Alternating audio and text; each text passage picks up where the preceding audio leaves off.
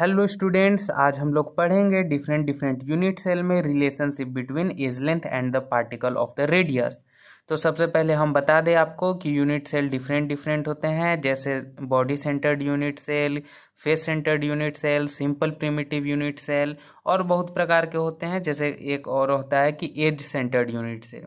तो हम लोग बारी बारी तीनों चारों में हम लोग देखेंगे एज लेंथ और पार्टिकल रेडियस में रिलेशन। तो देखिए, हम लोग सबसे पहले देखेंगे सिंपल प्रिमिटिव यूनिट सेल में। ये हम लोग का पहला है। तो इसका हम लैटिस स्ट्रक्चर पहले बना दिए हैं कि इस तरह का सिंपल प्रिमिटिव यूनिट सेल होता है। देखिए, जिस तरह का लैटिस होता है नेचर में इस तरह का ये नहीं रहता है। हकीकत में देखें तो ये इस तरह एटम्स इतने छोटे छोटे नहीं होते हैं, एटम्स बड़े बड़े होते हैं। इतने बड़े होते हैं ये लगभग हाफ एज को कवर करते हैं, हाफ को इस तरह से। और ये जो बीच में बच जाता है इसको बोलते हैं वॉइड्स। अब देखिए, यहाँ पर ध्यान से आप फिगर में देखिएगा तो यहाँ से यहाँ और यहाँ से यहाँ ये एक रेडियस हो गए, ये एक रेडियस हो गए। ये नियर सारे एटम्स बराबर होते हैं। तो ये दो रेडियस मिल करके एक एज बना दे रहे हैं। तो इस तरह से हम लोग फिगर से ही देख करके हम लोग लिख देंगे कि 2r इज इक्वल टू ए। हम लोग एज लेंथ को ए से डिनोट करेंगे और रेडियस को आर से। तो आगे देखेंगे तो R is equal to A by 2।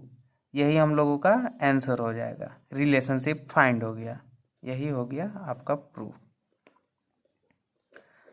तो सिंपल प्रिमिटिव यूनिट सेल में हम लोगों का रिलेशन होता है ए और आर के बीच में। R is equal to A by 2। इसको आप लिख सकते हैं ए is equal to 2r।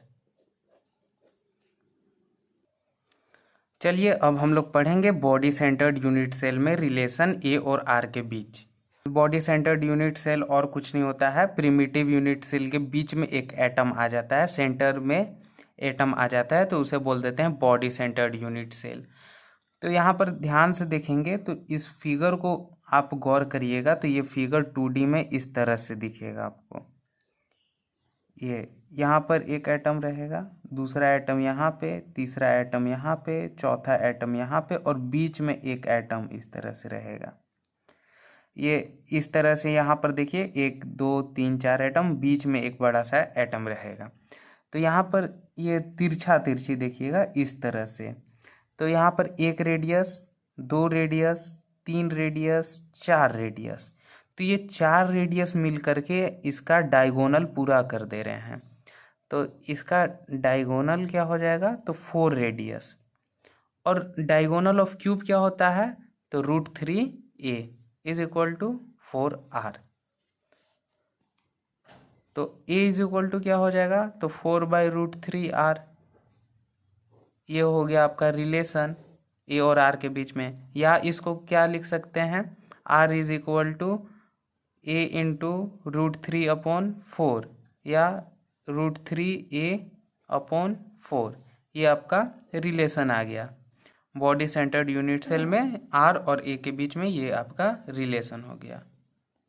r is equal to √3/4a। चलिए, अब हम लोग तीसरा unit cell face centred unit cell के बारे में पढ़ेंगे। इसमें देखेंगे आर और ए के बीच में रिलेशन। ये हम आपका फेस सेंटर्ड यूनिट सेल का लेटेस्ट डॉट स्ट्रक्चर बना दिए हैं। ये कुछ नहीं होता है, सिंपल यूनिट सेल के बीच सारे फेस पे एक एक एटम प्रेजेंट हो जाते हैं, तो ये बन जाता है फेस सेंटर्ड यूनिट सेल। तो यहाँ पर देखिए, इसका चुपचाप एक फेस यहाँ पर उठा लेंगे, एक फेस उठा लेंगे और सारे एटम को इंक्रीज कर दीजिए, बड़ा बड़ा कर दीजिए। तो बड़ा बड़ा कर दीजिएगा तो ये कुछ इस तरह का बन जाएगा। एक फेस पे 2 और ये 3 और बगल का एक ऐसे एटम रहेगा, एक ऐसे एटम रहेगा। अगर आप ध्यान से देखिए ये स्क्वायर है, क्योंकि हम लोग फेस को काटे हैं तो ये एक स्क्वायर है, ये आपका स्क्वायर है। और यहाँ पर गिनिएगा तो 1 radius, 2 radius, 3 radius, 4 radius. 4 radius बना रहा है इसका डायगोनल। और डायगोनल ऑफ स्क्वायर क्या होता है, तो डायगोनल ऑफ स्क्वायर होता है √2a।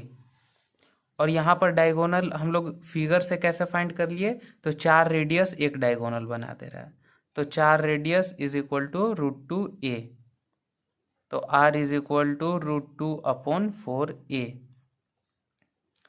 इसको कट करिएगा तो आ जाएगा आपका a/2√2। ये आपका आ गया रिलेशन r और a के बीच में। इसको और दूसरे r के फॉर्म में लिखना चाहते हैं तो a is equal to 2√2r।